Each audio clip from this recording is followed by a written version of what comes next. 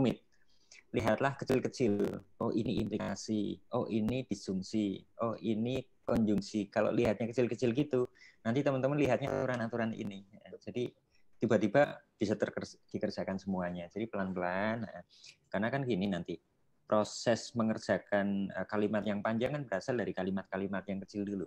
Yang kecil, kemudian kalimat yang kecil diproses menjadi lebih besar terus sampai akhirnya kalimat yang paling besar. Yang kelima, namanya equivalent rule. Equivalent. Bahasa Inggrisnya apa ya? Equal. Equal itu kan sama dengan gitu ya. Berarti sama, kuncinya harus sama. Nah, kalau nggak sama nggak bisa. Anak saya akan saya kasih hadiah jika dan hanya jika nilainya bagus. Kapan saya kasih hadiah?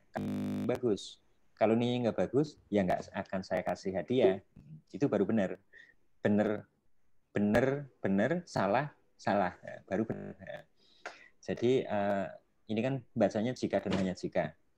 Berarti dua-duanya harus sama. Ya. Kalau aturan dan tadi kan dua-duanya harus benar, baru benar. Ini dua-duanya harus sama, baru benar. Sama-sama benar atau sama-sama salah. Jika dan hanya jika. True, jika dan hanya jika true. Atau false, jika dan hanya jika false. Baru nilainya kalimatnya true. Tapi kalau salah satu, kalau berbeda, itu nggak boleh. Kalau berbeda berarti salah. Nah, ini equivalent.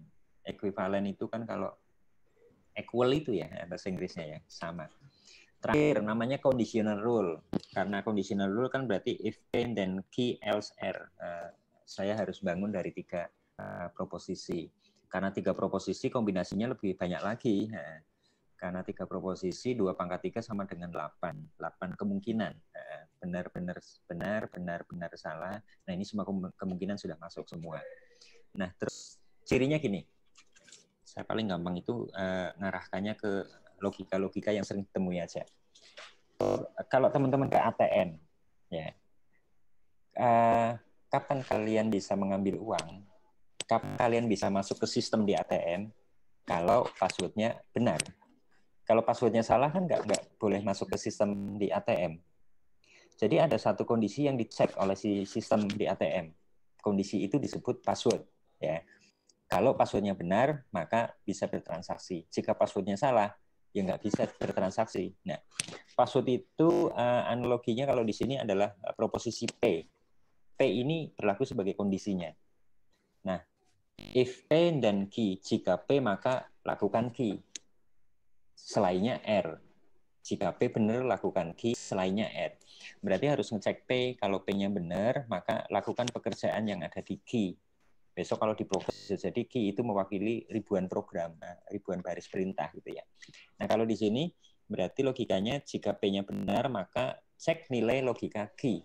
Kalau nilai logika key benar, maka otomatis kalimat ini adalah benar. Kalau key-nya salah, berarti kalimat ini nilainya salah.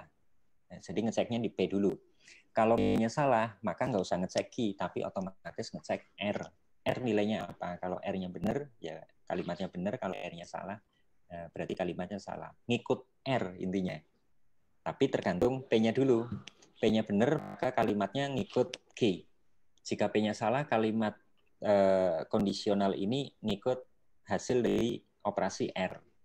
Ya, coba cek di tabel. Baris pertama, P-nya true, maka otomatis nilai kalimatnya adalah sesuai dengan nilai kalimat key, yaitu true.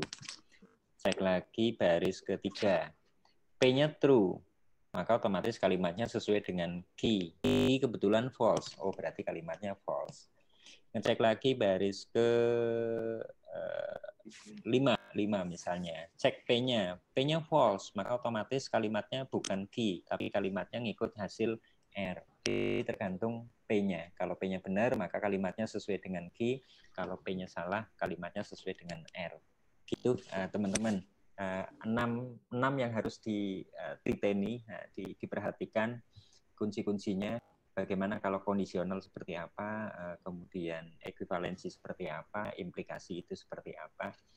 Mudah-mudahan di rumah sudah dibaca file yang kemarin di-share, sehingga hari ini tinggal menguatkan aja. Nah, setelah teman-teman memahami aturan-aturan semantik, saatnya kita terapkan lewat pengujian nilai kalimat dan memanfaatkan aturan semantik tersebut. Salah satu metode yang digunakan adalah truth table atau tabel kebenaran.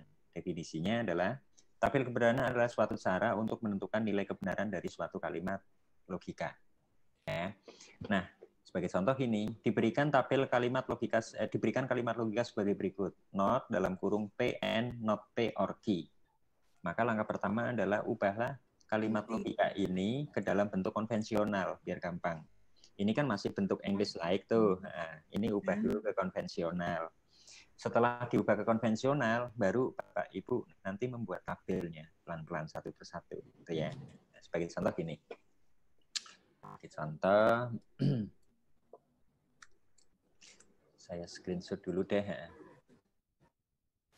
Oke.